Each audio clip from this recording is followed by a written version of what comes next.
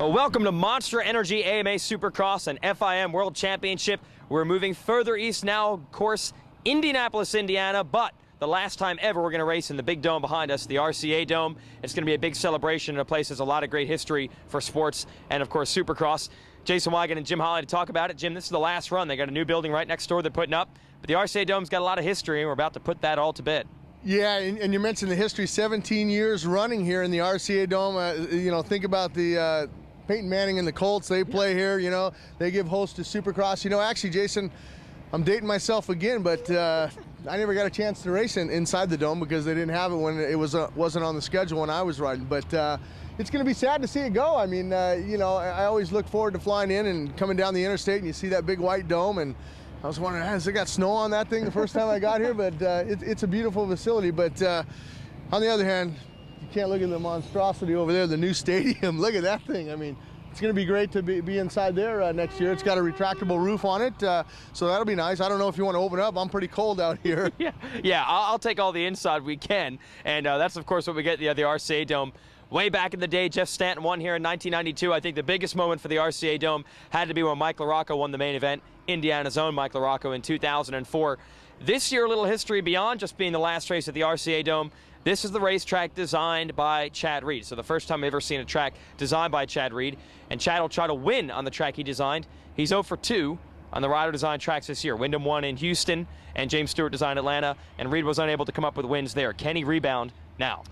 I think he's going to have to rebound. I mean, the key is for Chad Reed is that crash that he had. Everybody saw it on CBS. I mean, that was a really big get-off. I mean, that could have made or break the championship right there because of the fact that when he went down, he was able to get back up. And I don't know, for any of the Chad Reed fans that are watching and listening in, you know that he didn't move up, and he was in survival mode. I went down and talked to him and had a bit of a concussion. He was dizzy. He was sick out there. He didn't disoriented, didn't know where he was, and he just gutted it out. At one point, Oscar's mechanic said, Chad thought about pulling it in. So, it was survival mode for Chad, and to come away with that sixth, I mean, I think that was a gallant effort. I mean, big heart on Chad Reed, but what a great win for Davey Millsap. So I was happy to see him get a win, and happy to see everyone says I'm a Yamaha guy, but hey, I was happy to see Honda get 1, 2, 3. I mean, it's been a long time since they've done that, and they've been really working hard. I know Eric Kehoe and Chuck Miller and all the riders and the mechanics and the staff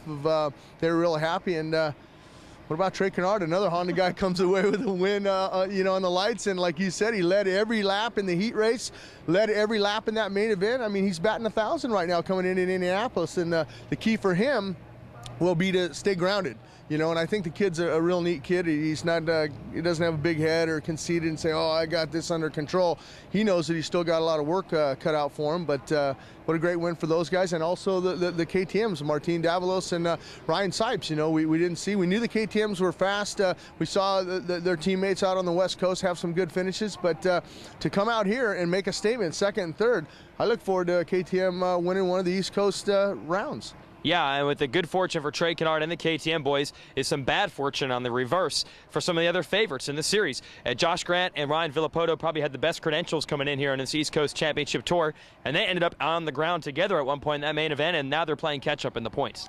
Well, I mean, if anybody remembers the East Coast last year, I mean, Ben Townley played catch-up. He had 0 points, and he came away and took it all the way to Detroit and came away with that championship. So it's not over. The key for Villopoto, I saw him after the race, asked him how the hand was. He said, well, we'll see, and hopefully we'll see him practice here, what he can do. And Josh Grant was the beneficiary of the two going down together because he was able to get back up and gain some points. So he's not as far out as a guy like Ryan Villopoto with a big 0. Well, it's going to be tough on Villopoto to pull the trick that Townley pulled off last year. He's going to need a lot of help, and we'll see how consistent Kennard and the KTM boys and the rest of the field can be as they try to hold them back there. So we'll be racing this afternoon and into the evening, and of course we'll have your video updates and your webcast tonight, so keep it tuned here to supercrossonline.com all day long, and we'll have all the updates from the very last Supercross at the RCA Dome.